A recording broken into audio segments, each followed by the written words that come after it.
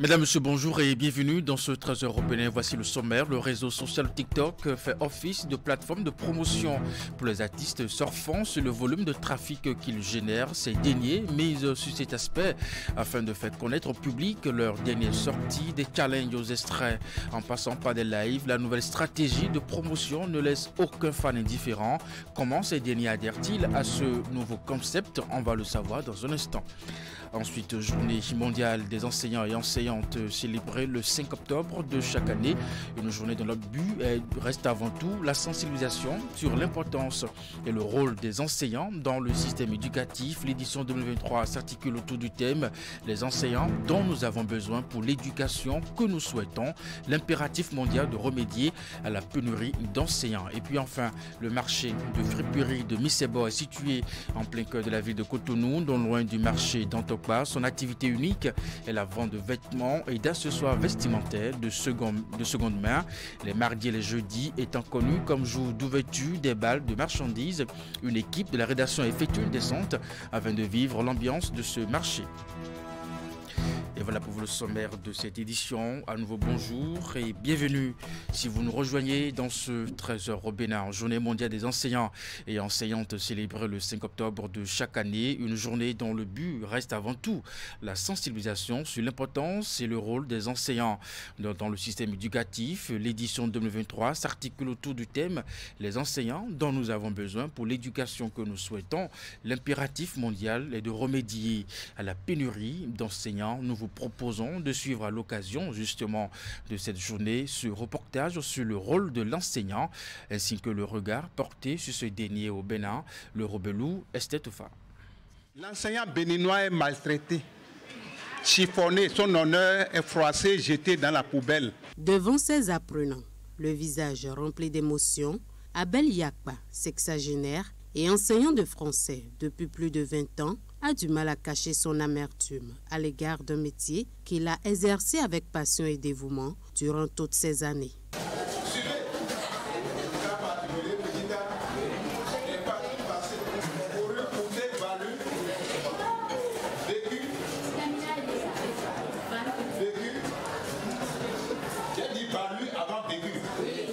Comme lui, d'autres enseignants du système éducatif béninois portent en eux le même sentiment.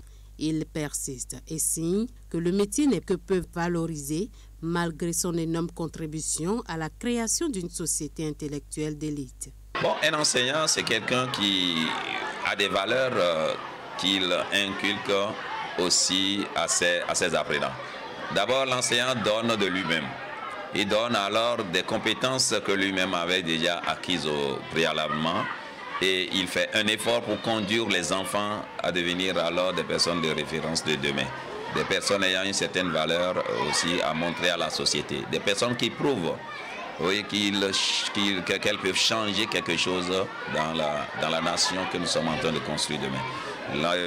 L'enseignant, c'est quelqu'un qui se sacrifie. C'est quelqu'un qui a un sacerdoce qu'il s'efforce à assumer. D'abord, c'est l'éducation. Nous sommes là pour porter une éducation aux enfants. Non seulement il faut donner le savoir à l'enfant, mais il faut aussi montrer à l'enfant ce qu'il est. Lorsqu'il est question d'admirer les prestations d'un ingénieur, on applaudit l'ingénieur. Mais celui qui fabrique l'homme, qui est au centre du développement, est négligé. N'est-ce pas là un paradoxe? C'est ce que d'ici peu j'irai à la touche. Mais je vais partir avec une certaine amertume, c'est ce qui est regrettable. Autant de raisons qui devraient interpeller le pouvoir central sur la place du métier d'enseignant et les politiques à mettre en place pour l'épanouissement des enseignants selon les syndicats du système éducatif. À mon avis, la politique que les gouvernements devaient développer devrait être de placer l'enseignant au premier rang et de le chouchouter, pourquoi pas. Parce que s'ils veulent avoir un développement durable, dans n'importe quel sens aujourd'hui, ça devrait passer par l'enseignant. Mais vous constatez avec nous qu'on ne le fait pas comme ça. Et les choses ne sont pas telles que nous l'aurons souhaité que ce soit. La situation des enseignants au Bénin est catastrophique. c'est une situation catastrophique et moi, je suis vraiment révolté. Lorsque les enseignants ne se trouvent pas dans de bonnes conditions, ils ne peuvent pas donner le meilleur d'eux-mêmes.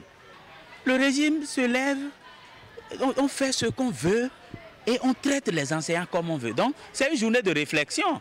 Ce n'est pas une journée où on va dire les enseignants sont en fête. Non, ce n'est pas une fête. C'est vrai, un groupuscule d'individus peuvent se retrouver pour dire qu'ils sont en train de célébrer la journée mondiale de l'enseignant. On va entendre de beaux discours. Mais dans le fond, les choses ne marchent pas. Au-delà des doléances, tous conviennent que le métier d'enseignant, plus qu'une profession, est avant tout un sacerdoce. Car comme un sculpteur travaille la matière, l'enseignant façonne un être pour en extraire la quintessence. Les produits locaux du Bénin et des pays de l'UEMOA sont à l'honneur depuis ce 4 octobre, mois du consommant local dans l'espace UEMOA. C'est une initiative communautaire dont le Bénin se réjouit d'organiser la 4e édition à Cotonou. Voici le compte rendu de l'ouverture des travaux avec Wahab Ali Bara. C'est un peu de tout ce que le Bénin et ses voisins de l'espace UEMOA ont en matière de produits locaux qui trônent sur les stands ici au Palais des Congrès de Cotonou. Un riche potentiel tant vestimentaire, culinaire et agroalimentaire célébré durant ce 10e mois de l'année en cours. On parle du mois d'octobre, mois du consommé local dont le Bénin abrite la 4e édition. L'événement qui nous réunit ce jour, il convient de le rappeler, est une initiative prise en 2019 par les ministres chargés du commerce de l'UEMOA. Cette initiative qui consiste à consacrer chaque année le mois d'octobre à l'intensification des actions de promotion de la consommation des produits locaux vise à relever le niveau des échanges intracommunautaires en encourageant la consommation des productions agricoles, artisanales et industrielles, ainsi que des services offerts par les personnes physiques et les personnes morales qui travaillent dans l'espace UEMOA. Je voudrais donc saisir l'occasion pour lancer un appel solennel aux chambres de commerce et d'industrie, ainsi qu'aux différents opérateurs économiques de l'Union, afin qu'ils saisissent l'opportunité de la célébration du mois d'octobre, mois du consommé local, dans l'ensemble des États membres pour mieux faire connaître et valoriser leur production. Le maître mot extrait des différentes allocutions reste le changement des habitudes en termes de consommation et de promotion d'une préférence locale. Et en la matière, le Bénin a entre autres densifié ses productions locales pour en apporter une valeur ajoutée.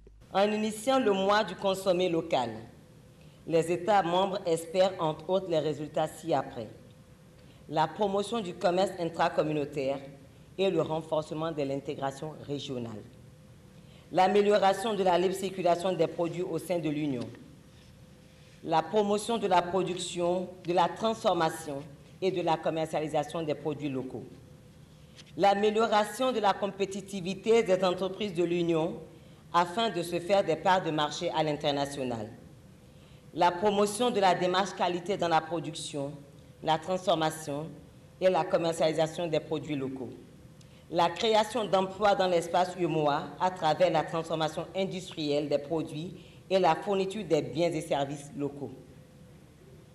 L'autosuffisance et la sécurité alimentaire des populations, l'autonomisation financière des femmes et des jeunes, l'accroissement de l'activité économique qui pourrait stimuler les chaînes de valeur régionales et le commerce de la chaîne mondiale de valeur dans toute l'Afrique.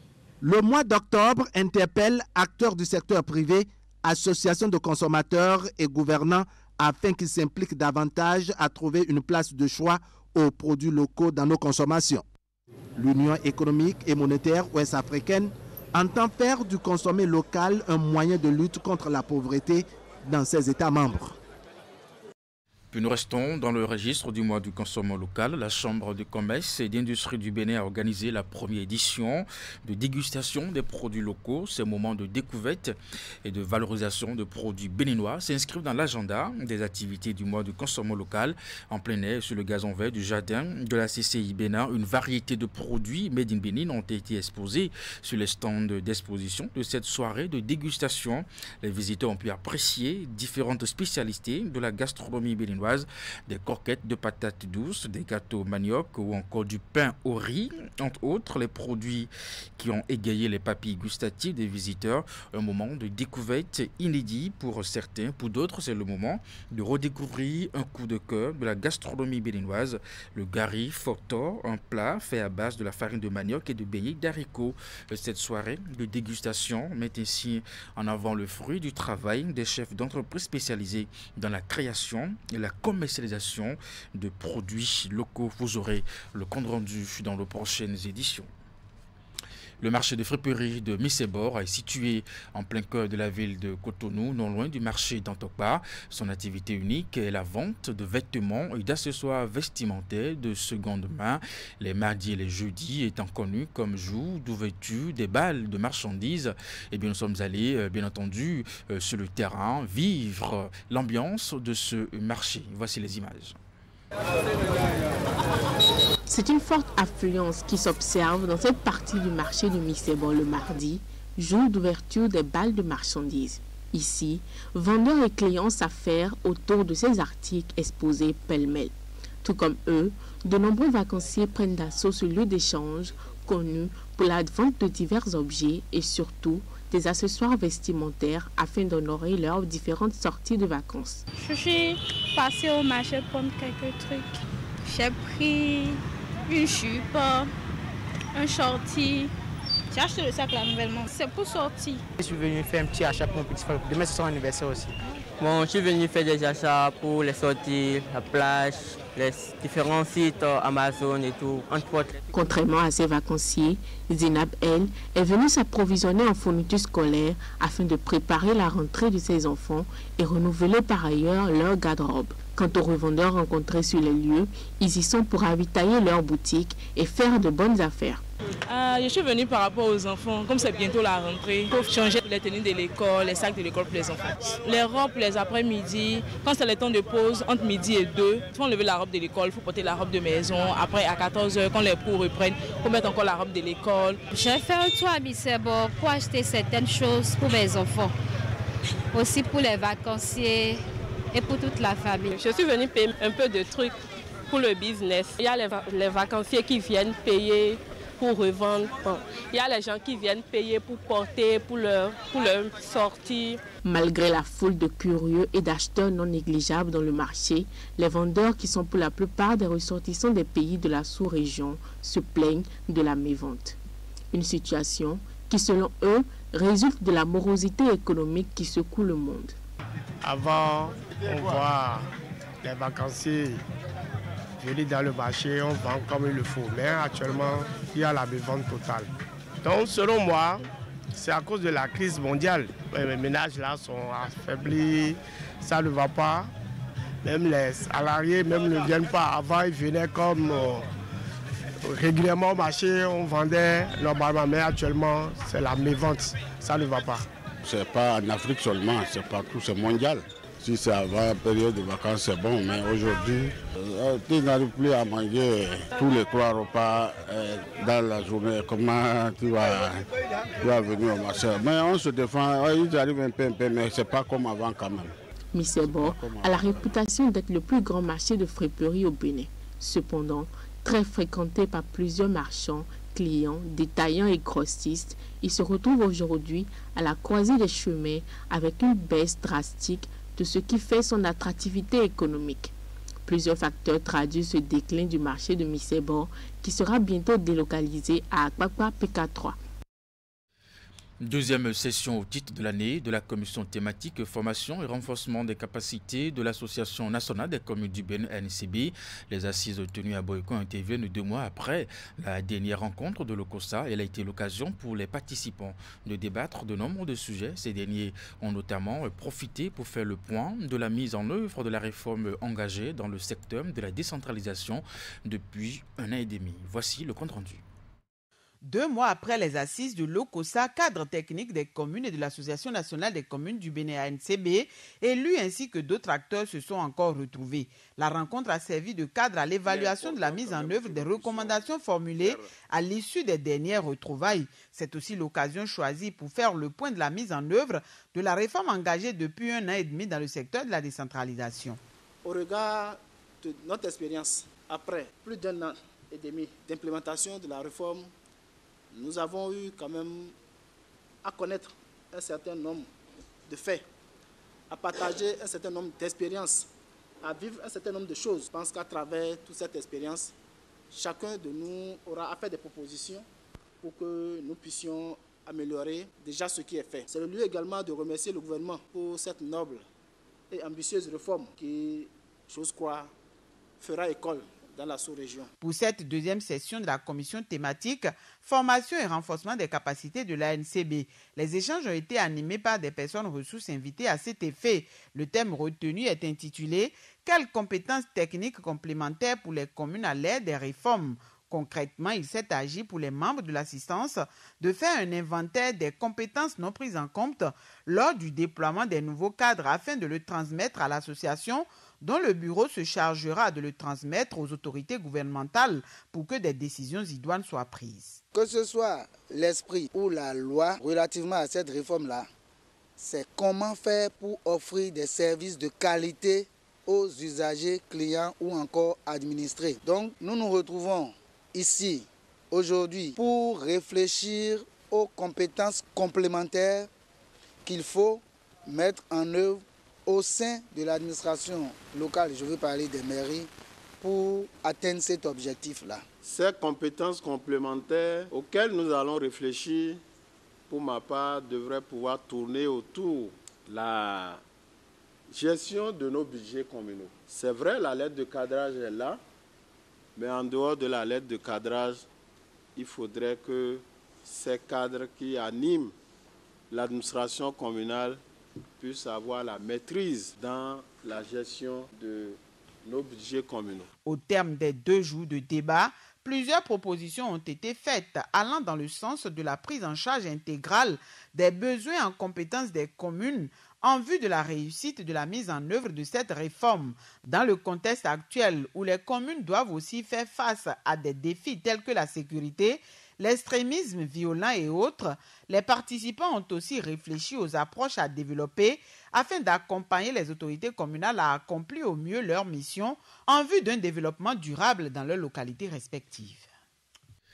Bon, la suite de ce 13h au Bénin, l'information vient d'être confirmée par le secrétaire général adjoint du gouvernement, porte-parole du gouvernement. Osvaldo Meki quitte le gouvernement. Le chef de l'État a reçu ce matin la démission du ministre des Sports qu'il a accepté ensuite. Le ministre de l'Énergie, de l'Eau et des Mines assure son intérim. La passation de service interviendra au cours de cette même journée. Vous aurez plus de précisions dans nos prochaines éditions. Et puis voici ce qu'il faut peut-être considérer comme l'une des dernières activités du désormais ancien ministre des Sports. Le conseil d'administration de l'association de la presse sportive du Bénin est reçu ce mercredi par le désormais ancien ministre des Sports. Environ 2 mois après la mise sur pied du Creuset, une délégation du bureau dirigeant est allée présenter les objectifs et l'opportunité de la création de l'association à l'autorité. Les discussions ont duré plus d'une demi-heure. Suivez ici le président du conseil d'administration de la PS Bénin. Bien, la rencontre de ce jour, ce n'est pas véritablement une audience, c'est une prise de contact avec le patron des sports, le ministre des Sports Osvaldo Meki, une prise de contact qui bien naturellement a consisté en la présentation de l'association, des tenants aboutissants de cette association, des membres du conseil d'administration dont je suis le président, et puis, bien évidemment, faire écho de ce que nous objectons à apporter de positif dans l'impact de l'écosystème sportif. C'est de ça qu'il a été question. Et donc le ministre nous a chaleureusement reçus, on lui a présenté le bureau du conseil d'administration. Nous lui avons parlé de ce pourquoi on a enfin décidé de se mettre en association puisque la justesse de l'association n'est plus à démontrer. On rappelle que la pièce Bénin, l'association de la presse sportive du Bénin, a été portée sur les fonds baptismaux le 28 juillet 2023. Donc on a déjà 2 mois d'existence sur le terrain. Et donc il était de bon ton qu'on échange avec notre interlocuteur dans le domaine du sport qui se trouve être le ministre des Sports. Donc il était essentiellement question de ça.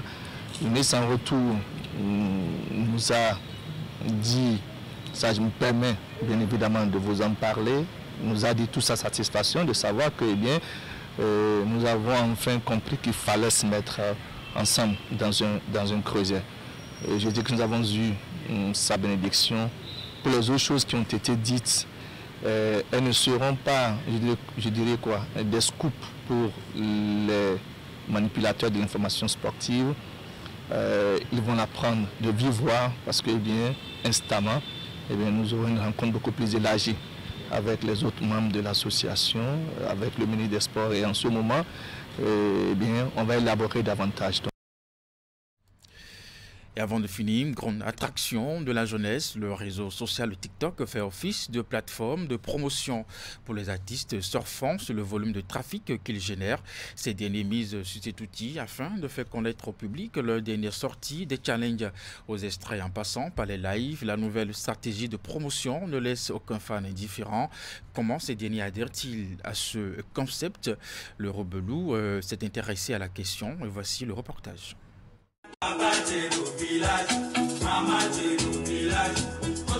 Tout est parti de cette vidéo de 3 artistes bien connus du public béninois. Ces 3 artistes dansent visiblement sur un nouveau tube. La vidéo a fait son apparition sur les réseaux sociaux au début du mois de septembre. En vogue depuis 3 semaines maintenant, le challenge a été repris de nombreuses fois et de différentes manières. En groupe, dans une prestation chorégraphique,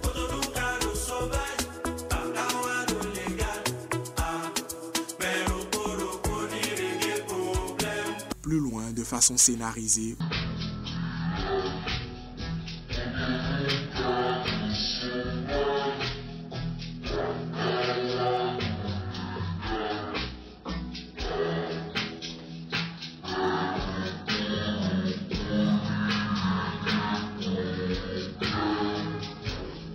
Ou encore en famille.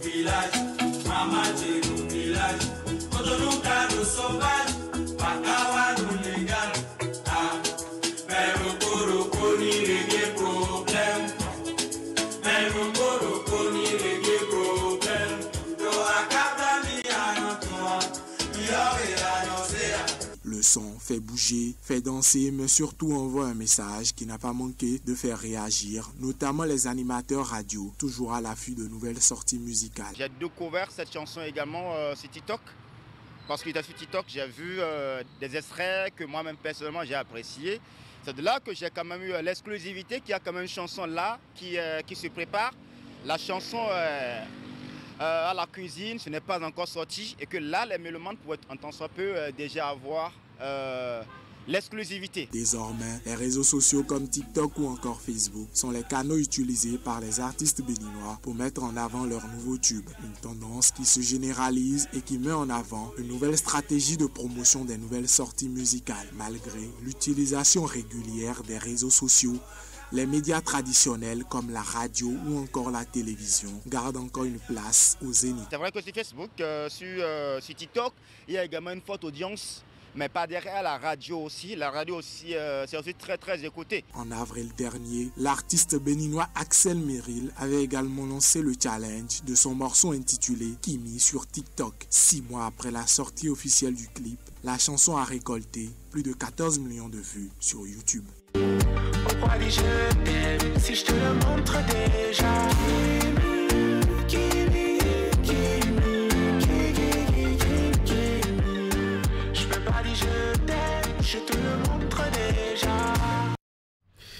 Mesdames, Messieurs, c'est bien la fin de cette édition, mais avant de vous quitter, rappel de cette information importante. Oswald Omeki quitte le gouvernement. Le chef de l'État a reçu ce matin la démission du ministre des Sports qu'il a accepté. Le ministre de l'Énergie, de l'Eau et des Mines assure son intérim. Passation de service interviendra au cours de cette même journée. Une information confirmée par le secrétaire général adjoint du gouvernement et porte-parole du gouvernement. Mesdames, Messieurs, c'est bien la fin de cette édition. Merci de l'avoir suivi et puis à très bientôt.